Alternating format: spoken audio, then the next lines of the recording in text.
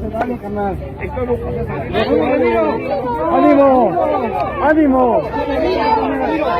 Se llevó a cabo la audiencia, me citaron para 4 días adelante, yo saliendo ya para acá, ya pedirme con mi familia, me dicen que tengo un fuerte dispositivo de seguridad que me quieren llevar.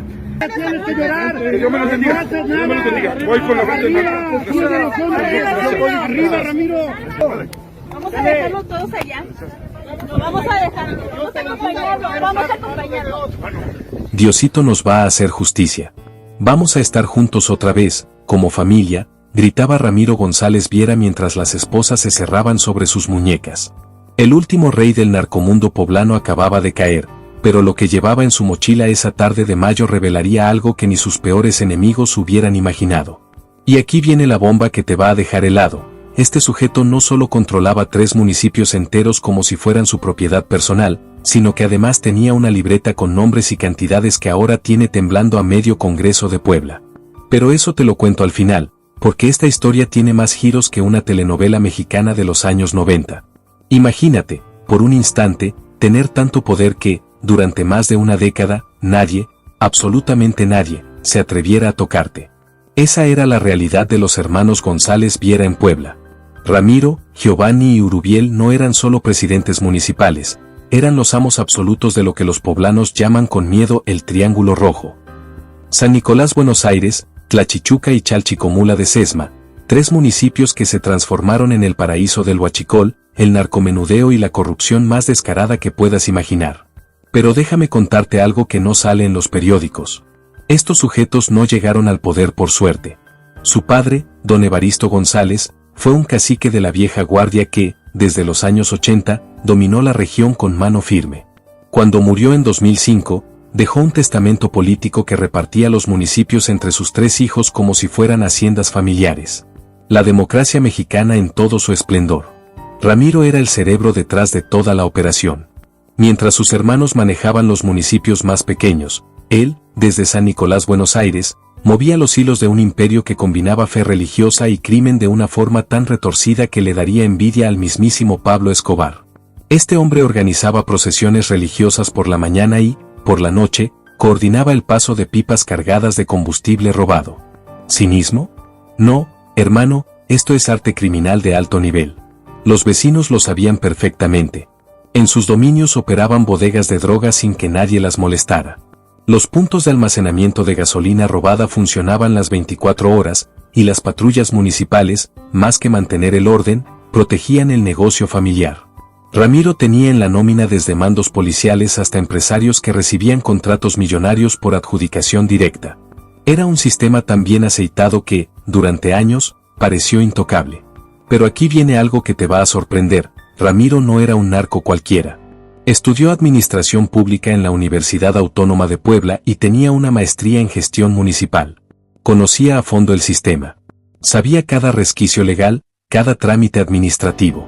No era un criminal improvisado, sino un delincuente con título universitario que aplicaba sus conocimientos académicos para perfeccionar sus esquemas ilícitos. Sus métodos eran tan sofisticados que incluían la creación de asociaciones civiles fantasma que recibían recursos federales para programas sociales. La Fundación San Nicolás para el Desarrollo Comunitario, la Asociación de Productores Unidos del Oriente y la Casa de la Cultura y las Tradiciones Poblanas eran solo algunas de las organizaciones que usaba para lavar dinero del narcotráfico y el huachicol. La situación comenzó a deteriorarse en 2018, cuando la Fiscalía General del Estado empezó a recibir denuncias por secuestro, extorsión y delitos contra la salud. Pero estos individuos eran tan listos que sabían exactamente qué botones presionar. Se presentaban como hombres de fe, organizadores de eventos religiosos, siempre con sus estampitas y rosarios, repartiendo apoyos al pueblo. La imagen perfecta del político mexicano tradicional, solo que con actividades extracurriculares bastante lucrativas. Ramiro llegó al extremo de construir una capilla en el centro de San Nicolás, Buenos Aires dedicada a la Virgen de Guadalupe, donde celebraba misas cada domingo y organizaba las fiestas patronales más impresionantes de la región. El párroco, don Sebastián Morales, después confesaría a las autoridades que Ramiro le entregaba sobres con dinero para obras de la iglesia, sin saber que esos recursos provenían del narcotráfico.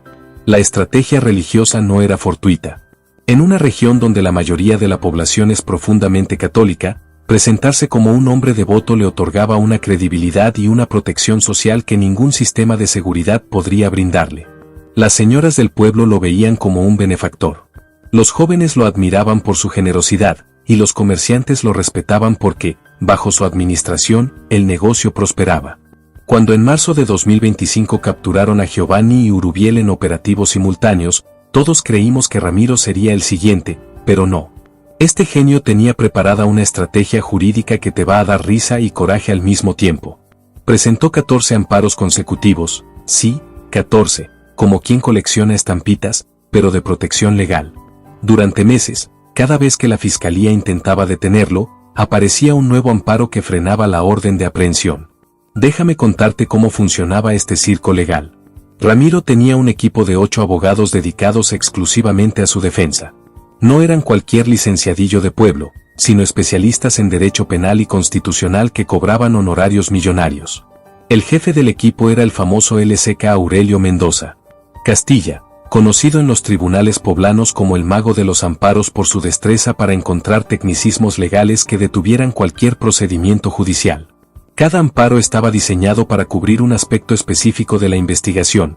Uno protegía contra órdenes de cateo, otro contra la intervención de comunicaciones, y uno más contra el congelamiento de cuentas bancarias. Era como un traje de teflón jurídico que lo hacía prácticamente intocable.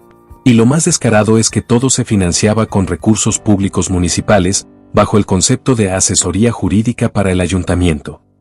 Y aquí viene lo más indignante: mientras tenía licencia como alcalde, para no levantar sospechas, seguía operando desde las sombras. Los contratos continuaban saliendo a nombre de sus leales, las obras públicas seguían en marcha, pero el dinero desaparecía como por arte de magia. Nadie se atrevía a cuestionarlo, porque técnicamente no era el alcalde en funciones, pero todos sabían quién tomaba las decisiones realmente. Su hermana menor, Esperanza González Vieira, ejercía como presidenta municipal interina, pero las decisiones clave se tomaban en la casa familiar, durante las cenas dominicales. Ahí se asignaban los contratos, se designaban a los funcionarios y se coordinaban las operaciones del huachicol. Era un gobierno paralelo que operaba desde el comedor de una vivienda particular. Durante ese periodo, Ramiro perfeccionó su sistema de lavado de dinero.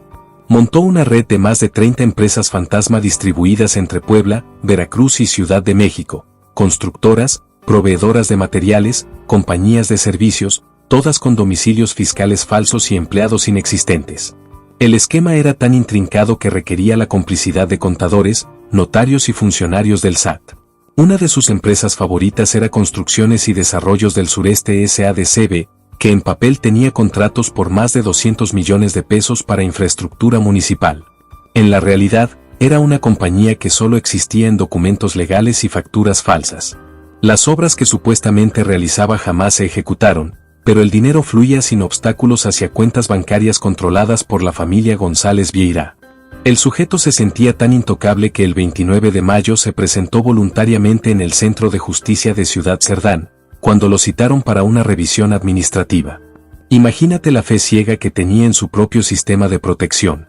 Llegó tranquilo, seguramente creyendo que sus amparos lo cubrían como un escudo mágico, pero la jugada había cambiado. Una resolución judicial reciente había revocado uno de sus amparos más sólidos, y la fiscalía ya estaba enterada. Al salir de la audiencia, 4 camionetas blindadas lo esperaban con una orden de aprehensión fresquecita. El operativo fue tan sigiloso como contundente: agentes ministeriales, cerco en la zona para evitar filtraciones, y un desenlace que ni en sus peores pesadillas habría imaginado.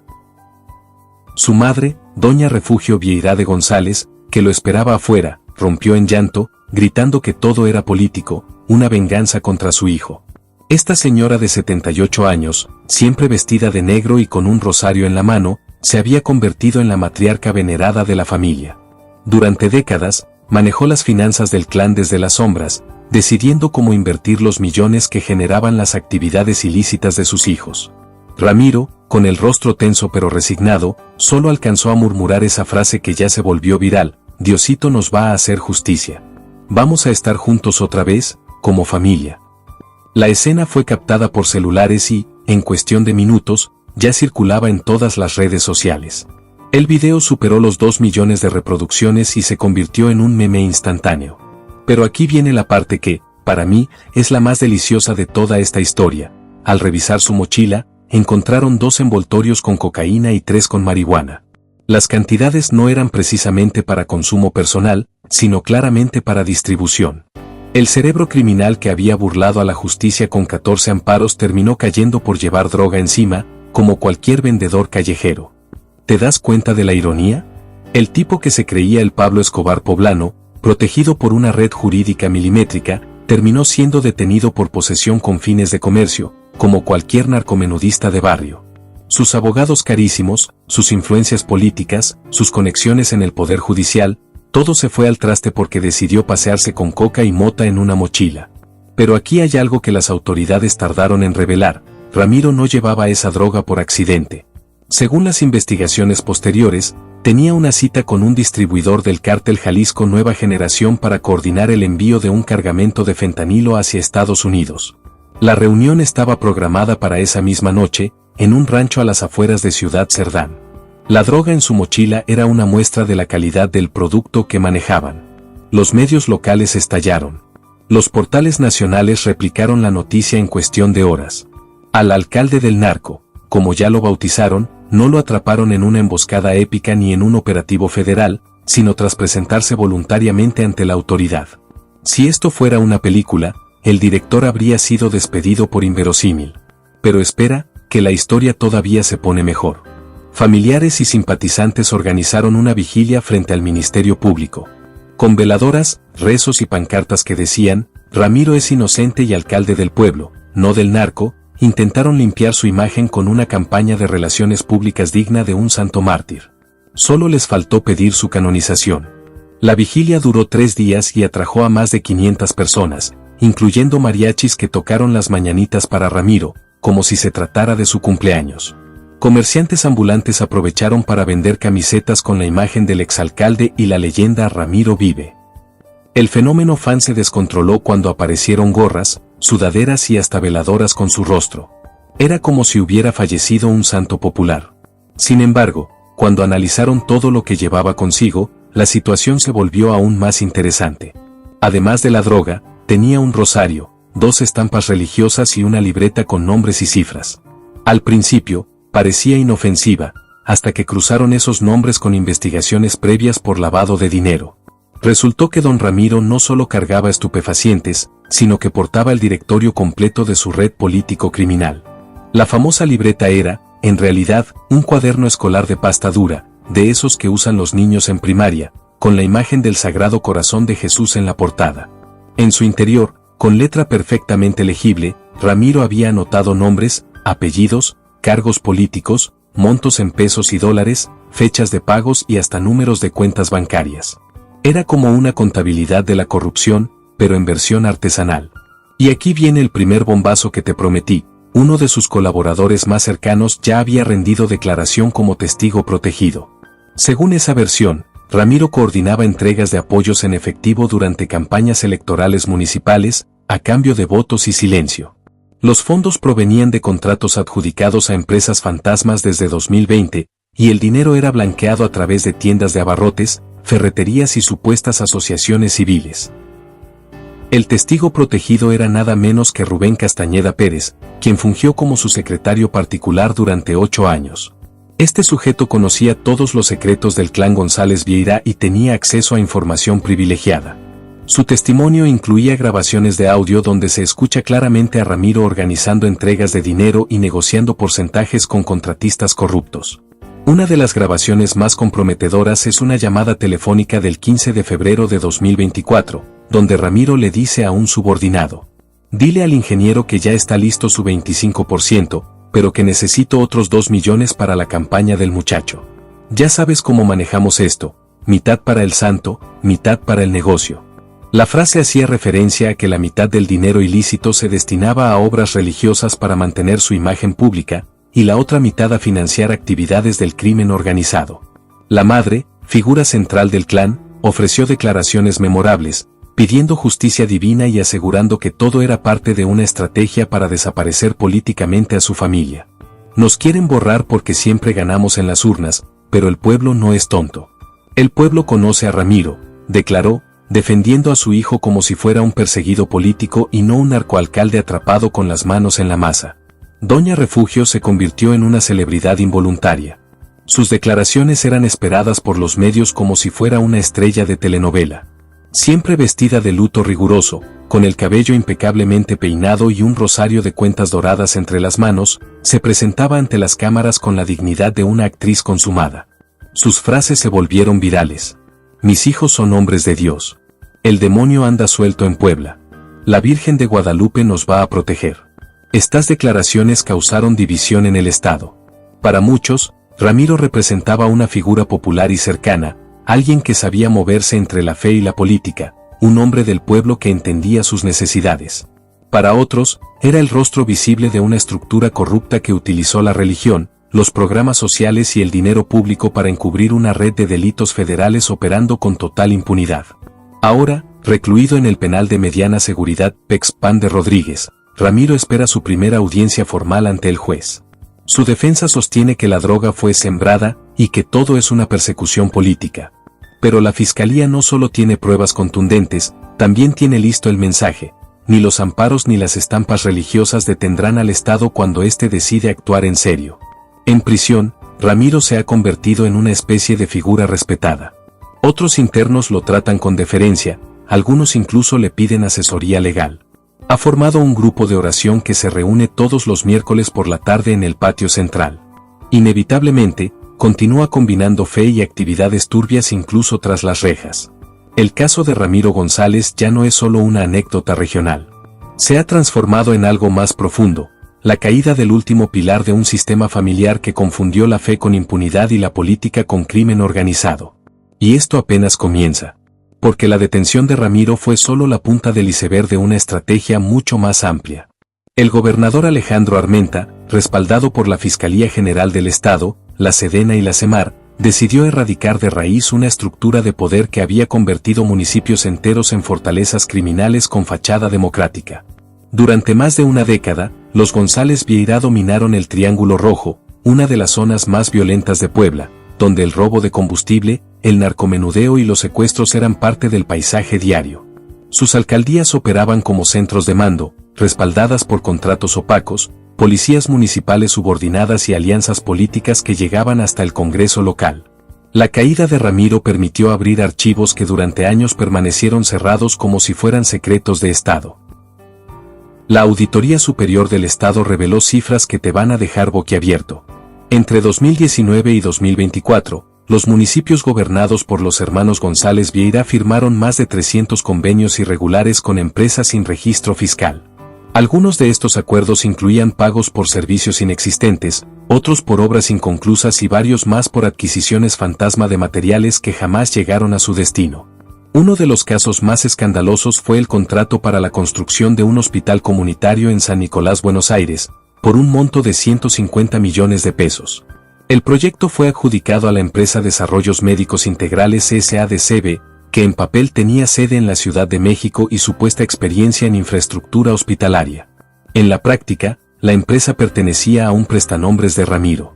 El hospital nunca se edificó y el dinero desapareció en una red de cuentas bancarias en el extranjero. Paralelamente, comenzaron a surgir testimonios de exfuncionarios municipales que afirmaban haber sido presionados para autorizar transferencias hacia cuentas personales de los hermanos González. Varios de estos servidores públicos ahora están bajo protección judicial, mientras la Fiscalía recopila evidencias para ampliar un caso que podría tener dimensiones insospechadas. La sociedad poblana no tardó en reaccionar. En redes sociales, el hashtag #Puebla sin cacique se volvió tendencia, y cientos de ciudadanos empezaron a compartir denuncias anónimas sobre otras alcaldías que funcionaban de manera similar, con presidentes municipales que mezclaban política, religión y crimen organizado para blindar sus feudos personales. El fenómeno en redes fue impactante. Se crearon cuentas en Twitter como @Puebla Transparente y @Atsincaciques, que comenzaron a difundir documentos, fotografías y videos que evidenciaban la corrupción en otros municipios. Influencers locales se sumaron a la causa, e incluso TikTokers generaron contenido viral denunciando casos de corrupción municipal. Era como si toda la sociedad poblana hubiese despertado de un letargo de décadas. El Congreso local actuó con una rapidez inusual. Se conformó una comisión especial para revocar el mandato de Ramiro González como alcalde con licencia, y, a propuesta de diversas bancadas, se exigió la revisión de todos los contratos y nombramientos efectuados durante su administración. Incluso se planteó sancionar penalmente a los diputados que durante años protegieron con votos y silencios la permanencia de estos cacicazgos modernos. Y aquí viene otro momento clave. El propio gobernador Armenta emitió un mensaje a la nación desde Casa Puebla: aquí no hay persecución política, hay persecución de delitos. Y quien use la fe, la familia o la democracia como escudo para robarle al pueblo, va a caer. Este mensaje, transmitido en cadena estatal, fue interpretado como un parteaguas histórico. Por primera vez, un gobierno local se atrevía a señalar directamente a un clan político como una estructura criminal formal, y lo hacía con pruebas, capturas y una narrativa firme que no dejaba espacio a interpretaciones ambiguas. En los municipios que alguna vez gobernaron los González, se respira un aire de alivio, aunque persiste el temor. Comerciantes, maestros y líderes vecinales coinciden en algo: por fin alguien se atrevió a tocar a los intocables. Pero el proceso apenas comienza, porque las redes que tejieron durante años con empresarios, legisladores y mandos policiales siguen activas. La Fiscalía General del Estado ya solicitó colaboración a la Unidad de Inteligencia Financiera para rastrear transferencias sospechosas vinculadas a la familia González. Se han congelado varias cuentas bancarias y asegurado propiedades relacionadas con ellos, incluyendo ranchos, gasolineras, una casa en Veracruz y una bodega que, presuntamente, se usaba para almacenar combustible robado.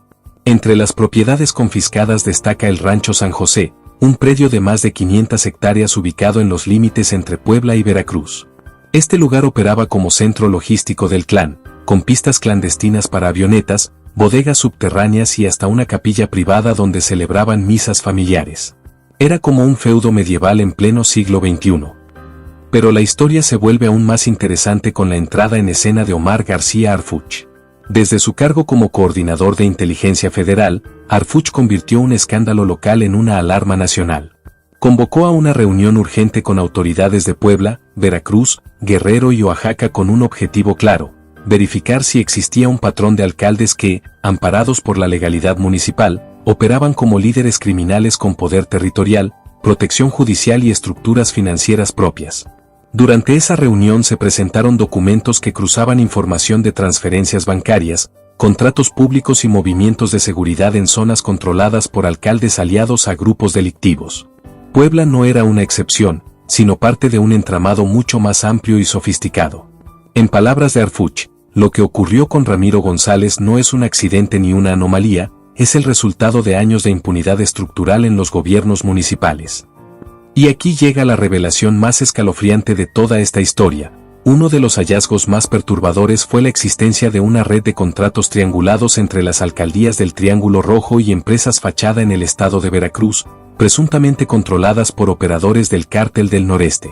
La Unidad de Inteligencia. La Unidad de Inteligencia Financiera detectó que millones de pesos provenientes del erario municipal fueron desviados hacia cuentas en el extranjero, disfrazados como pagos por servicios comunitarios, actividades culturales e incluso apoyo a templos religiosos. ¿Te das cuenta del nivel de sofisticación del esquema? Estos sujetos no solo robaban, sino que utilizaban la fe religiosa como mecanismo para lavar dinero. Cada misa, cada procesión, cada evento cultural era, en realidad, una operación de blanqueo de capitales, con factura legal y hasta bendición divina incluida. El esquema religioso era particularmente retorcido. Los González Vieira organizaban peregrinaciones masivas a santuarios como la Basílica de Guadalupe, financiadas completamente por el ayuntamiento bajo el concepto de fomento turístico y cultural. En realidad, estos viajes servían para trasladar dinero en efectivo, que luego era depositado en cuentas bancarias en la Ciudad de México controladas por prestanombres del clan. Harfuch solicitó acceso a las carpetas abiertas por la FGR contra al menos 8 presidentes municipales en funciones, con el propósito de determinar si existían conexiones con las mismas redes de corrupción detectadas en el caso de los González Vieira. En su informe preliminar identificó una tendencia alarmante: alcaldes que lograron reelegirse mediante redes clientelares, con vínculos con cuerpos de policía municipal infiltrados, y que administraban el poder como si fuera una empresa familiar. En entrevista para medios nacionales, Harfuch fue contundente: mientras sigamos permitiendo que el poder local se privatice, el crimen organizado va a seguir gobernando desde los cabildos. El mensaje caló profundo en redes sociales. Miles de usuarios replicaron la frase. Surgieron hashtags como #alcaldes narcos, #estado fallido municipal y #justicia sin amparos. Las imágenes de Ramiro esposado, saliendo de Ciudad Cerdán, se convirtieron en el símbolo de una nueva narrativa, la caída del cacique con fuero legal que creyó estar por encima del Estado. A nivel legislativo, el impacto fue inmediato. En el Senado se presentó una iniciativa para crear una fiscalía especializada en delitos de corrupción municipal, y diputados federales solicitaron una revisión exhaustiva de los mecanismos de otorgamiento de amparos a servidores públicos investigados por delitos graves. Pero Harfuch no se quedó en los discursos. Activó un operativo conjunto con el SAT, la UIF y la Guardia Nacional para revisar contratos y fondos municipales en al menos 10 regiones del país. Puebla fue solo el comienzo. Según sus estimaciones, existen al menos 120 municipios donde los alcaldes actúan como virreyes, sin auditorías, sin contrapesos y con nexos evidentes con economías criminales. Y aquí viene el segundo dato que te prometí. Mientras tanto, en Puebla, la familia González Vieira enfrenta su ocaso. Ramiro, Giovanni y Urubiel están sujetos a procesos judiciales. Las propiedades familiares fueron incautadas. Los aliados políticos comienzan a deslindarse, y el apellido que dominó por más de una década en el oriente del estado se ha vuelto sinónimo de corrupción, impunidad y crimen disfrazado de gobierno. En una rueda de prensa final, Harfuch fue categórico: si una persona tiene 14 amparos es porque algo teme. Y si esos amparos son su única defensa, entonces vamos a revisar cada uno con lupa. No habrá blindaje jurídico que resista cuando el Estado decide actuar. Con esa frase envió una advertencia a todo México: el tiempo de los alcaldes intocables está llegando a su fin. Pero esta historia tiene más capas de las que aparenta.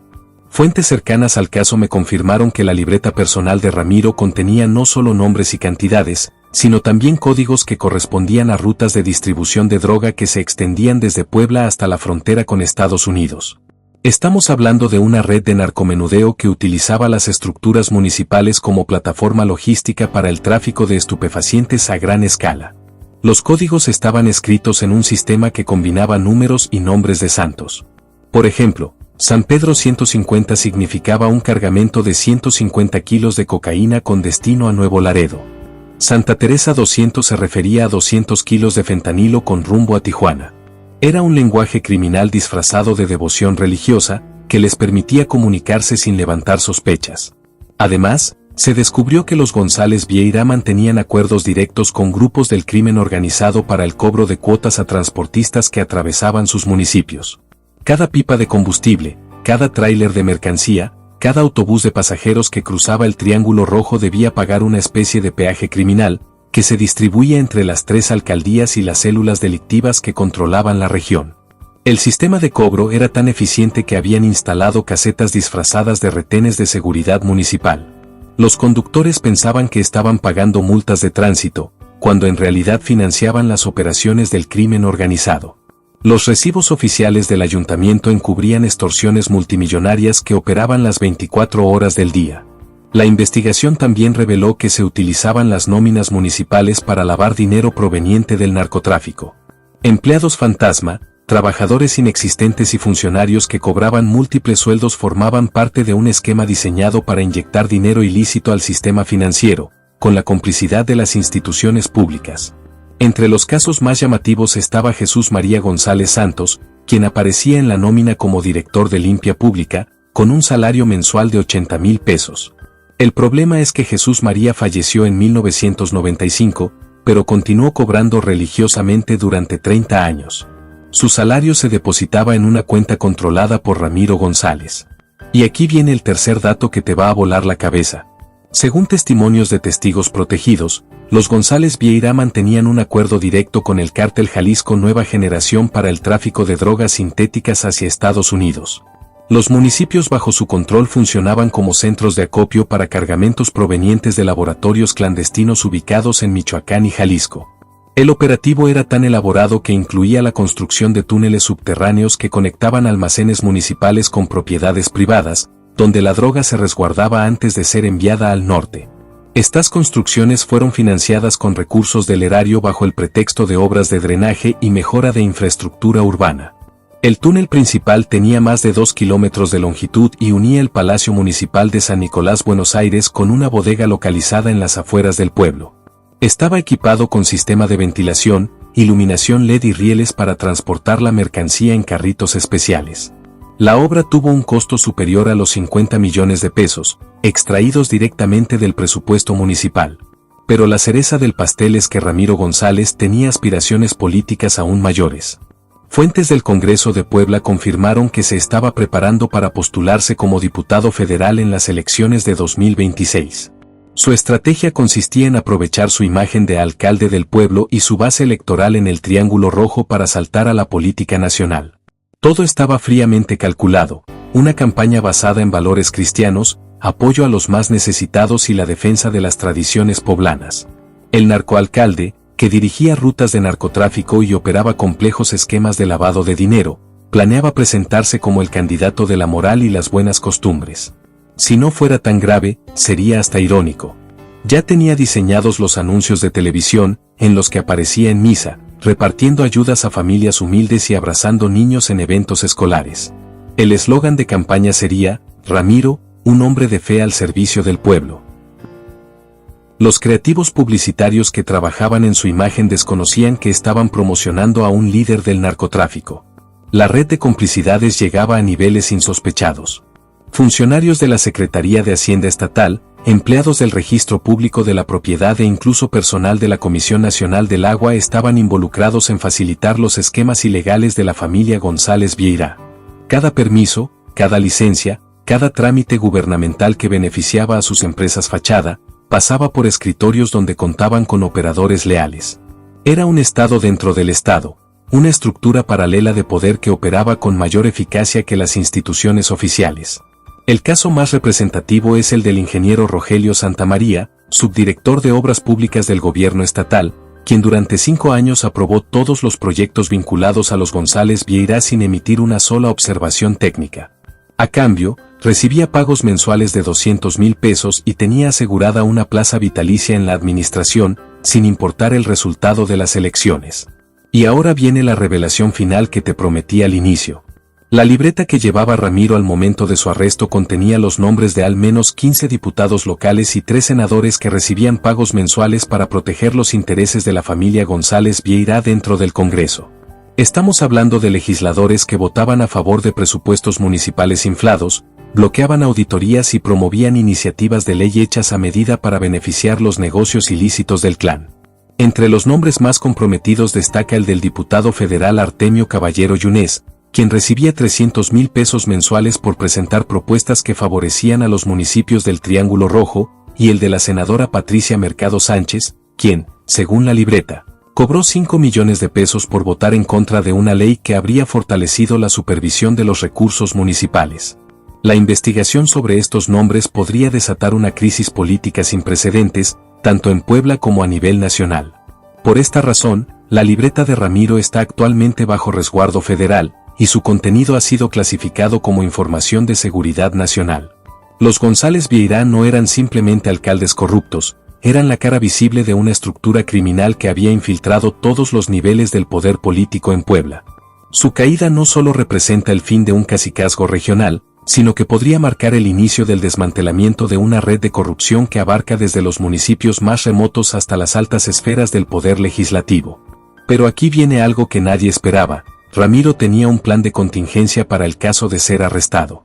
Había grabado una serie de videos confesando todos sus delitos y nombrando a sus cómplices, con instrucciones precisas para que fueran publicados si algo le sucedía. Estos videos están resguardados en una caja fuerte en Suiza, y solo su abogado personal tiene acceso a ellos. La existencia de este material ha sembrado el pánico en buena parte de la clase política poblana. Según fuentes cercanas a la investigación, Ramiro grabó más de 100 horas de contenido, en las que detalla cada operación ilegal, cada pago de sobornos y cada pacto con grupos del crimen organizado. Es prácticamente un manual de corrupción gubernamental narrado por su propio protagonista. El único con acceso a los videos es el suizo Hans Muer, experto en derecho bancario internacional, quien ha representado a diversos capos latinoamericanos en casos de blanqueo de capitales.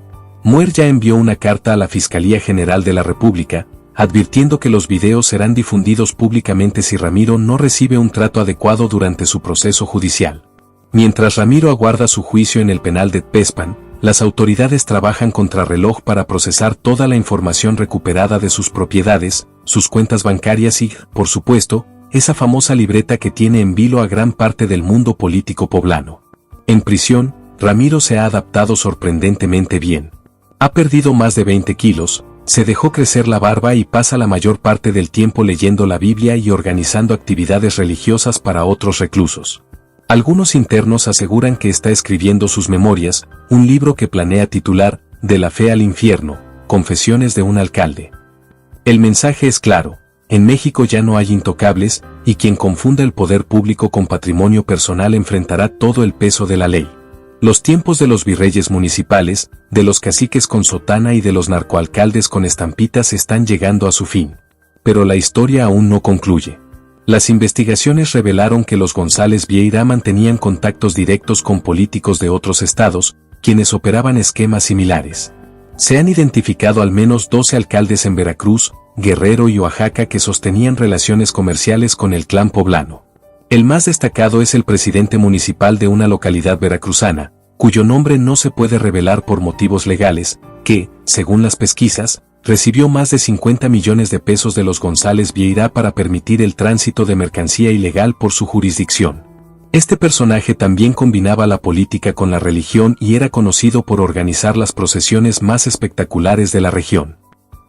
La red incluso se extendía hasta Guatemala y El Salvador, donde los González Vieira tenían acuerdos con traficantes centroamericanos para el traslado de cocaína proveniente de Colombia. Utilizaban barcos pesqueros que zarpaban de puertos veracruzanos y guatemaltecos con destino a las costas estadounidenses. Uno de los navíos más utilizados era el Virgen del Carmen, una embarcación de 40 metros de eslora que, oficialmente, se dedicaba a la pesca de atún, pero que contaba con compartimentos ocultos capaces de transportar hasta 2 toneladas de cocaína por viaje. El barco fue adquirido con recursos del Ayuntamiento de San Nicolás, Buenos Aires, bajo el concepto de fomento a la actividad pesquera. También se descubrió que Ramiro tenía inversiones en casinos de Las Vegas y Miami, adquiridas mediante empresas offshore registradas en Panamá. Estas inversiones le generaban ganancias millonarias, que reinvertía en la expansión de sus operaciones ilícitas en México. Su casino favorito era el Golden Palace, en Las Vegas, donde tenía una suite permanente y era tratado como cliente VIP. Los empleados del lugar lo conocían como Don Ramón, un supuesto empresario mexicano dedicado al sector inmobiliario. Jamás sospecharon que su fortuna provenía del narcotráfico y la corrupción gubernamental. Porque si algo nos enseñó el caso de Ramiro González Vieira es que ni 14 amparos, ni la protección divina, ni las redes de complicidad más complejas pueden resistir cuando el Estado mexicano decide actuar con firmeza. Los González Vieira aprendieron por las malas que ni los fueros ni los amparos son eternos. La caída de este imperio criminal marca un antes y un después en la lucha contra la corrupción municipal en México. Por primera vez se demostró que es posible desmantelar estructuras de poder que parecían intocables y que la justicia puede llegar incluso a los rincones más blindados del sistema político nacional. Pero la pregunta que todos nos hacemos es, ¿cuántos otros Ramiros siguen operando en municipios de todo el país? ¿Cuántos alcaldes siguen combinando fe, política y crimen sin que nadie se atreva a tocarlos? La respuesta está en esos videos que Ramiro grabó en Suiza, y que podrían revelar una red de corrupción mucho más amplia de lo que cualquiera imagina.